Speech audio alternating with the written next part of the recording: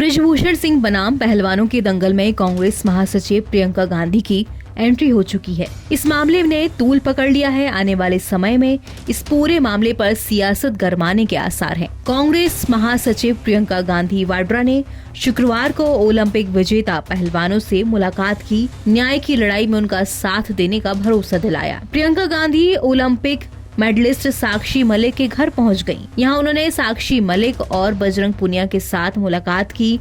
प्रियंका के साथ सांसद दीपेंद्र हुड्डा भी थे। साक्षी मलिक और बजरंग पुनिया से मुलाकात के बाद प्रियंका गांधी वाड्रा ने कहा, मैं यहाँ एक औरत होने के नाते आई थी। सूत्रों का कहना है कि प्रियंका गांधी ने न्याय की लड़ाई में दोनों पहलवानों का साथ देने का भरोसा जताया। इससे पहले साक्षी मलिक ने हरियाणा के पूर्व मुख्यमंत्री भूपेंद्र सिंह हुड्डा और सांसद दीपेंद्र हुड्डा से मुलाकात की थी। दीपेंद्र हुड्डा ने सोशल मीडिया मंच एक्स पर एक पोस्ट में लिखा, भारत की एकमात्र ओलंपिक पदक विजेता महिला पहलवान बहन साक्षी ने अपने साथ हुए घोर अन्याय और केंद्र सरकार की वादा खिलाफी से परेशान होकर कुश्ती खेल से संन्यास ले लिया। ये देश की महिलाओं के सम्मान और खेल जगत के लिए अच्छे संकेत नहीं है। आज सुबह साक्षी मलिक और उनके पति सत्यव्रत कादियान से मुलाकात हुई। वो अपने साथ हुई वादा खिलाफी से बेहद आहत थे। उन्होंने आगे कहा कि हमने उनसे आग्रह किया है कि देश हित में कुश्ती से संन्यास के अपने फैसले पर दोबारा सोचें और उन्हें विश्वास दिलाया कि न्याय मिलने तक उनका साथ वो नहीं छोड़ेंगे। उस बात से दुखी होकर हमारी एकमात्र ओलंपिक की पदक विजेता पहलवान ने अपना जो है पहलवानी से अपना संन्यास की घोषणा करी। बड़ा दुखद है। और एक हमारे देश के सबसे बेहतरीन पहलवानों में से जिनका ट्रैक रिकॉर्ड रहा है, उन्होंने अपना पद्मश्री लौटाया, वो भी बहुत ही दुखद है। इस बात पर मैं प्रियंका जी साक्षी मलिक से मिलने आई थी। उनको यही उन्होंने कहा कि अन्याय की लड़ाई में वो उनका पूरा साथ देंगे।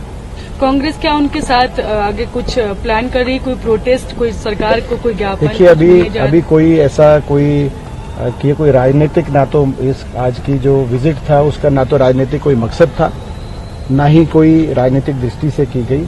ये एक अन्याय हुआ है हमारी पहलवान बेटियों के साथ। नारी सम्मान के लिए बहुत मैं समझता हूँ कि एक चिंताजनक ये संकेत गया है, संदेश गया है देश में। बेटी बचाओ बेटी पढ़ाओ का जो नारा था, खेलो इंडिया का जो नारा था, वो धुएं में उड़ गए वो नारे, ये जो दिखाई। तो ऐसे में मैं समझता हूँ सबको स्वाभाविक रूप से दुख पहुंचा है। और ऐसी घड़ी में प्रियंका जी साक्षी मलिक से मिलने, बजरंग पुनिया, बाकी पहलवानों से मिलने वो लोग प्रियंका जी आई थी और उन्होंने एक ही आश्वासन दिया है कि न्याय की इस लड़ाई में